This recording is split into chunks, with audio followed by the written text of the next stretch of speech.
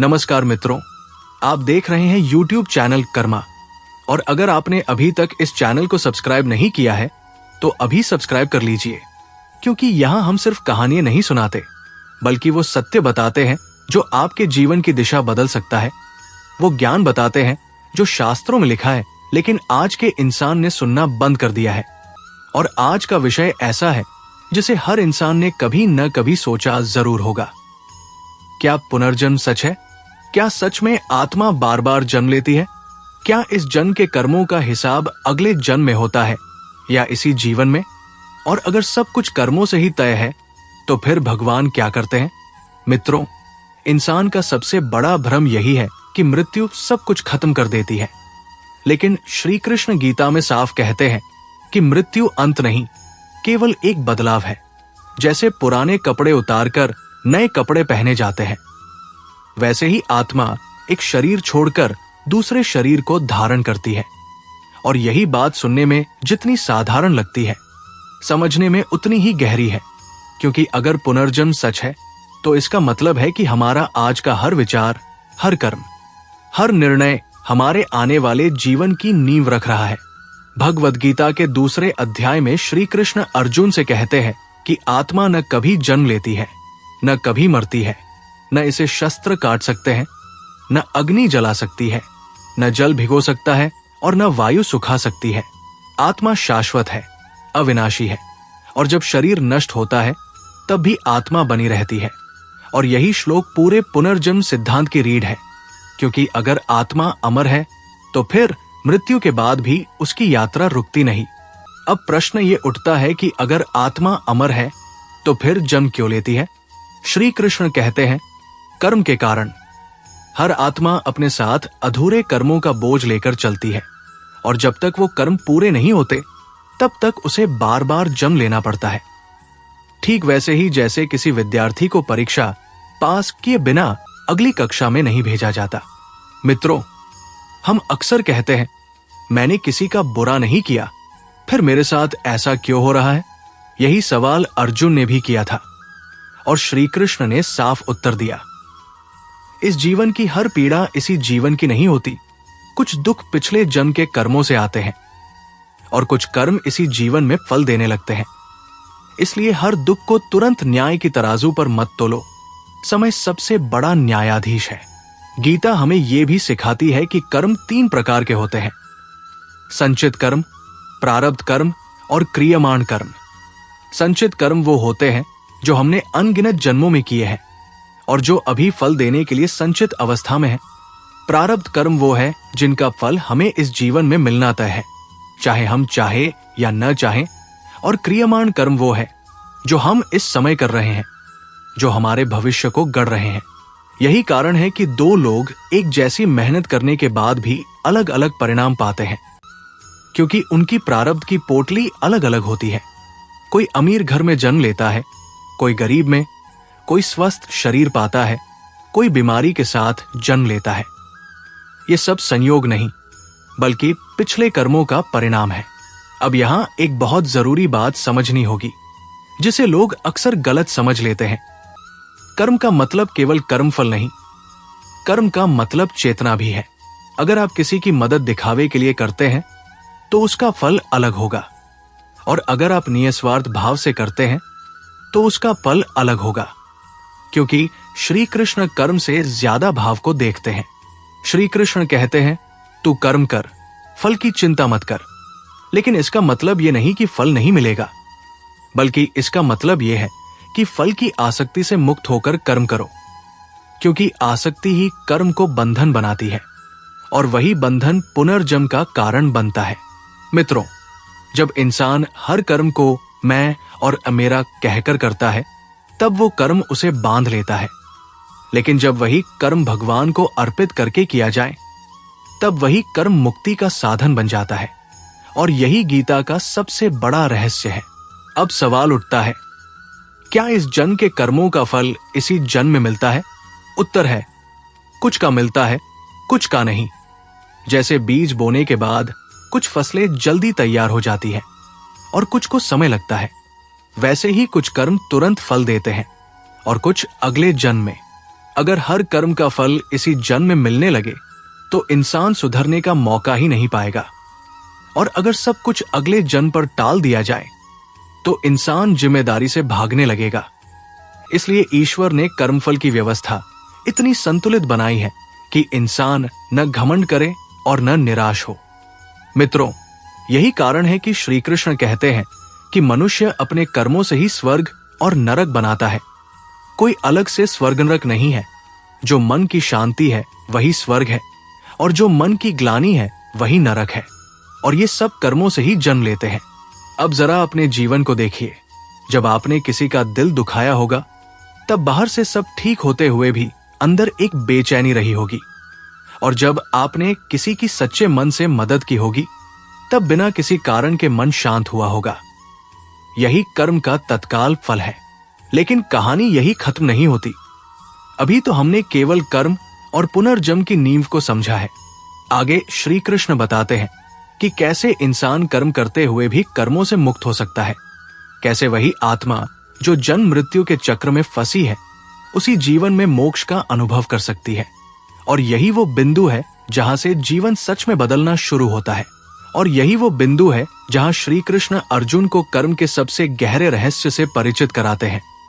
क्योंकि अर्जुन भी यही सोच रहा था कि अगर सब कुछ कर्म से तय है तो फिर प्रयास का क्या अर्थ।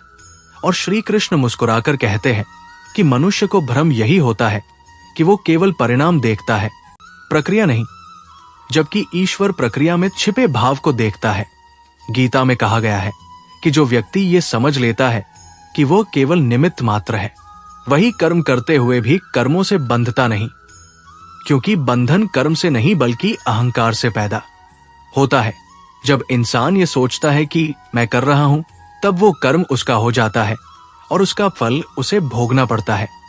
लेकिन जब वही कर्म ये भाव रखकर किया जाए कि ये ईश्वर की इच्छा से हो रहा है, तब वही कर्म आत्मा को हल्का कर देता है। यही कारण है कि दो लोग एक जैसा काम करते हैं, लेकिन एक बंधन में पड़ जाता है और दूसरा मुक्त हो जाता है। और यही से पुनर्जन्म का चक्र समझ में आता है। क्योंकि आत्मा शरीर नहीं बदलती बल्कि अपने अधूरे अनुभव पूरे करने आती है। हर जन्म एक अवसर है, हर जीवन एक परीक्षा है, और हर परिस्थिति एक पाठ है जिसे सीखे बिना आत्मा आगे नहीं बढ़ सकती। इसलिए कोई व्यक्ति धोखा खाकर जन्म लेता है ताकि वो सत्य का मूल्य समझे। कोई गरीबी में जन्म लेता है ताकि वो करुणा सीखे। कोई सत्ता पाता है ताकि वो अहंकार को पहचान सके, और कोई अपमान सहता है ताकि वो धैर्य को जान सके। श्री कृष्ण कहते हैं कि जो व्यक्ति परिस्थितियों को ईश्वर की सजा समझता है वो टूट जाता है, लेकिन जो उन्हें ईश्वर की शिक्षा समझता है वो उठ जाता है। और यहीं पर कर्म और पुनर्जन्म का गहरा संबंध दिखाई देता है। क्योंकि आत्मा वही परिस्थितियां दोबारा भोगती है जिनसे उसने पहले भागने की कोशिश की थी, जब तक वो उन्हें स्वीकार कर उनसे सीख नहीं लेती। ठीक वैसे ही जैसे कोई विद्यार्थी पाठ याद किए बिना कक्षा बदलना चाहता है, लेकिन बार बार उसी कक्षा में रोक लिया जाता है। और यही कारण है कि कुछ लोगों को जीवन में बार बार एक जैसे कष्ट मिलते हैं, कभी रिश्तों में, कभी धन में, कभी स्वास्थ्य में। क्योंकि समस्या बाहर नहीं होती बल्कि भीतर अधूरा पड़ा हुआ कोई कर्म या कोई संस्कार होता है। और श्री कृष्ण गीता में साफ कहते हैं कि कर्म केवल हाथों से नहीं होते, कर्म मन से भी होते हैं। जो विचार बार बार मन में आता है वही अगले जन्म की दिशा तय करता है। इसलिए जो व्यक्ति नकारात्मक सोच में जीता है वो अनजाने में ही अपने लिए कठिन भविष्य लिख रहा होता है। और जो व्यक्ति परिस्थितियों में भी संतुलन बनाए रखता है वही धीरे धीरे कर्म बंधन से मुक्त होने लगता है। यहाँ श्री कृष्ण एक बहुत बड़ी बात कहते हैं कि मनुष्य को डर पुनर्जन्म से नहीं होना चाहिए बल्कि अज्ञान से होना चाहिए। क्योंकि अज्ञान ही आत्मा को बार बार जन्म लेने पर मजबूर करता है। जब तक आत्मा ये नहीं जान लेती कि वो शरीर नहीं है, तब तक वो शरीर की इच्छाओं के अनुसार कर्म करती रहती है, और वही इच्छाएं उसे फिर से जन्म की ओर खींच लाती है। इसलिए गीता में वैराग्य और विवेक को इतना महत्व दिया गया है। वैराग्य का अर्थ संसार छोड़ना नहीं बल्कि संसार में रहते हुए उससे बंधना नहीं है। और विवेक का अर्थ सही और गलत को पहचानना नहीं बल्कि नश्वर और शाश्वत को समझना है। और जब इंसान ये समझने लगता है कि जो आज है वो कल नहीं रहेगा, तब वो कर्म तो करता है लेकिन पकड़ छोड़ देता है, और पकड़ छोड़ते ही कर्म का भार हल्का हो जाता है। और जैसे जैसे कर्म हल्के होते जाते हैं, वैसे वैसे आत्मा जन्म मृत्यु के चक्र से बाहर निकलने लगती है। लेकिन यहां कहानी अभी पूरी नहीं होती, क्योंकि श्री कृष्ण आगे ये भी बताते हैं कि केवल ज्ञान से नहीं बल्कि कर्मयोग से ही ये स्थिति प्राप्त होती है। और वही कर्मयोग क्या है, कैसे गृहस्थ जीवन में रहते हुए भी मनुष्य मोक्ष की ओर बढ़ सकता है, और कैसे एक साधारण इंसान भी अपने कर्मों को शुद्ध करके अपने आने वाले जन्मों को बदल सकता है। यही वो रहस्य है जिसे समझ लेने के बाद जीवन पहले जैसा नहीं रहता। और अब श्री कृष्ण अर्जुन को उस बिंदु तक ले आते हैं जहां से कर्म केवल कर्म नहीं रहता बल्कि साधना बन जाता है। क्योंकि अर्जुन के मन में अभी भी एक सूक्ष्म प्रश्न था कि अगर आत्मा अमर है और कर्म ही जन्म का कारण है, तो फिर मनुष्य करे क्या? सब कुछ छोड़ दे या सब कुछ करते हुए बंधन से बचे? और तभी श्री कृष्ण कर्मयोग का रहस्य खोलते हैं। वे कहते हैं कि त्याग का अर्थ कर्म छोड़ना नहीं बल्कि कर्म में आसक्ति छोड़ना है। क्योंकि जो व्यक्ति कर्म छोड़ देता है वो प्रकृति के नियम से भाग नहीं सकता, और जो व्यक्ति कर्म में डूब जाता है वो बंधन से बच नहीं सकता। इसलिए बीच का मार्ग ही श्रेष्ठ है, और यही गीता का संतुलन है। श्री कृष्ण बताते हैं कि हर इंसान प्रकृति के गुणों से बंधा हुआ है। कोई तमोगुण में जीता है जहां आलस्य, भय और अज्ञान होता है। कोई रजोगुण में जीता है जहां इच्छा, महत्वाकांक्षा और अशांति होती है। और कोई सत्वगुण में पहुंचता है जहां शांति, करुणा और विवेक होता है। और पुनर्जन्म भी इन्हीं गुणों के अनुसार तय होता है। जो व्यक्ति जीवन भर केवल भोग, क्रोध और ईर्ष्या में जीता है, उसकी चेतना भारी हो जाती है और वो निम्न स्तर की योनि की ओर खिंचता है। और जो व्यक्ति सेवा, संयम और ज्ञान में जीवन बिताता है, उसकी चेतना हल्की हो जाती है और वो उच्च लोकों या श्रेष्ठ जम की ओर बढ़ता है। लेकिन श्री कृष्ण यहाँ एक और गहरा सत्य बताते हैं कि लक्ष्य केवल अच्छा जम नहीं बल्कि जन्म से मुक्ति है। क्योंकि चाहे स्वर्ग हो या पृथ्वी, जब तक जन्म है तब तक बंधन है, और जब तक बंधन है तब तक दुख का बीज मौजूद है। इसलिए गीता केवल अच्छा इंसान बनने की किताब नहीं बल्कि मुक्त इंसान बनने की किताब है। श्री कृष्ण कहते हैं कि जो व्यक्ति अपने कर्मों को ईश्वर को अर्पित कर देता है, वही कर्म उसके लिए सीढ़ी बन जाते हैं। लेकिन जो व्यक्ति कर्मों का श्रेय खुद लेना चाहता है, वही कर्म उसके लिए जंजीर बन जाते हैं। और यही कारण है कि अहंकार सबसे बड़ा बंधन है। क्योंकि अहंकार ही कहता है मैं, मेरा और मुझे, जबकि आत्मा इन सबसे परे है। और जब इंसान ये समझ लेता है कि वो केवल शरीर, नाम और पहचान नहीं है बल्कि चेतना है, तब उसके कर्मों की दिशा बदलने लगती है। वो दूसरों को नुकसान पहुंचाकर लाभ नहीं खोजता, वो छल से सफलता नहीं चाहता। क्योंकि उसे ये दिखने लगता है कि जो मैं दूसरे के साथ कर रहा हूं, वही मैं अपने भविष्य के साथ कर रहा हूं। और यही दृष्टि कर्म को शुद्ध करती है। श्री कृष्ण अर्जुन से कहते हैं कि युद्ध करना तेरा धर्म है, लेकिन द्वेष और मोह के साथ युद्ध करना तेरा पतन है। इसलिए कर्म वही रहना चाहिए, लेकिन भीतर की स्थिति बदलनी चाहिए। यही सिद्धांत हर इंसान पर लागू होता है। कोई व्यापारी व्यापार छोड़कर साधु बन जाए, ये जरूरी नहीं। लेकिन अगर वही व्यापारी ईमानदारी, संतुलन और कर्तव्य भाव से काम करे, तो वही उसका योग बन जाता है। और यही से ये समझ आता है कि पुनर्जन्म कोई सजा नहीं बल्कि अवसर है। आत्मा हर जन्म में खुद को समझने का एक और मौका पाती है। लेकिन समस्या ये है कि इंसान हर जन्म में वही गलती दोहराता है। वो फिर से बाहरी दुनिया में सुख खोजने लगता है, फिर से दूसरों से अपेक्षा करता है, फिर से परिस्थितियों को दोष देता है, और इस तरह कर्मों की गांठ और कस जाती है।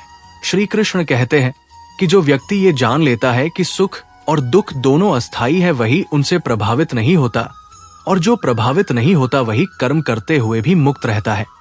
और यही से जीवन में एक अद्भुत परिवर्तन शुरू होता है। क्योंकि जब इंसान परिणाम की चिंता छोड़ देता है, तब वो पूरी क्षमता से कर्म करता है। और पैराडॉक्स यही है कि ऐसे व्यक्ति को ही सबसे श्रेष्ठ परिणाम मिलते हैं, लेकिन वो उनसे बंधता नहीं। और यही अवस्था धीरे धीरे आत्मा को उस बिंदु की ओर ले जाती है जहां पुनर्जन्म का चक्र ढीला पड़ने लगता है। लेकिन अभी श्री कृष्ण ने अर्जुन को कर्मयोग का पूरा रहस्य नहीं बताया है, क्योंकि इसके आगे एक और गहरा प्रश्न खड़ा होता है कि अगर सब कुछ ईश्वर की इच्छा से हो रहा है तो फिर मनुष्य की स्वतंत्रता कहाँ है? क्या हम केवल कठपुतली है या हमारे पास सच में चुनाव की शक्ति है? और इसी प्रश्न का उत्तर गीता के सबसे रहस्यमय उपदेशों में छिपा है, जिसे समझे बिना कर्म और पुनर्जन्म का ज्ञान अधूरा ही रहता है। और यहीं पर श्री कृष्ण अर्जुन को वो अंतिम सत्य बताते हैं जिसे जान लेने के बाद मनुष्य भाग्य को दोष देना छोड़ देता है और अपने जीवन की जिम्मेदारी स्वयं उठाने लगता है। श्री कृष्ण स्पष्ट कहते हैं कि भाग्य कोई लिखी हुई लकीर नहीं, बल्कि कर्मों की चलती हुई कहानी है जो हर क्षण बदली जा सकती है। मनुष्य ये सोचकर भ्रम में रहता है कि जो हो रहा है वो पहले से तय है, लेकिन गीता कहती है कि जो परिस्थितियां आज तुम्हें मिली है वे तुम्हारे पुराने कर्मों का फल है, और इन परिस्थितियों में तुम जो निर्णय ले रहे हो वही तुम्हारे आने वाले जन्मों की दिशा तय करेगा। इसलिए वर्तमान क्षण ही सबसे शक्तिशाली है, क्योंकि यही वो बिंदु है जहां से संचित कर्म जलने लगते हैं। श्री कृष्ण कहते हैं कि जैसे अग्नि में डाला गया ईंधन भस्म हो जाता है, वैसे ही ज्ञान की अग्नि में डाले गए कर्म नष्ट हो जाते हैं।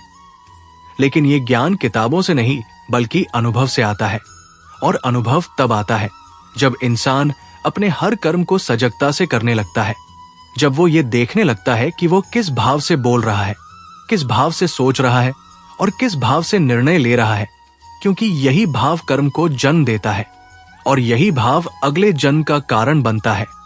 श्री कृष्ण बताते हैं कि जिसने स्वयं को शरीर मान लिया वो डर में जीता है, और जिसने स्वयं को आत्मा जान लिया वो निर्भय हो जाता है, क्योंकि आत्मा को न खोने का भय है और न पाने की लालसा। और यही अवस्था मोक्ष की शुरुआत है। मोक्ष कोई मृत्यु के बाद मिलने वाली जगह नहीं, बल्कि जीते जी मिलने वाली स्वतंत्रता है, जहां मनुष्य परिस्थितियों में फंसता नहीं बल्कि उन्हें देखता है, और जो देख पाता है वही मुक्त हो जाता है। श्री कृष्ण अर्जुन से कहते हैं कि तू युद्ध कर लेकिन द्वेष के बिना, तू कर्म कर लेकिन आसक्ति के बिना, तू जी लेकिन भय के बिना, क्योंकि भय ही वह जंजीर है जो आत्मा को जन्म जन्मांतर तक बांध कर रखती है। और जब भय समाप्त होता है तब पुनर्जन्म का कारण भी समाप्त होने लगता है। गीता का ये उपदेश हर इंसान के लिए है, चाहे वो गरीब हो या अमीर, गृहस्थ हो या सन्यासी, क्योंकि कर्म से कोई बच नहीं सकता, लेकिन कर्म बंधन से मुक्त हुआ जा सकता है। और यही कारण है कि श्री कृष्ण कहते हैं कि जो व्यक्ति मुझे अपने हृदय में स्थापित कर लेता है वो कभी अकेला नहीं होता, वो दुख में भी टूटता नहीं और सुख में भी बहकता नहीं। और यही संतुलन उसे धीरे धीरे उस अवस्था तक ले जाता है जहां जन्म और मृत्यु केवल घटनाएं बन जाती है, भय नहीं।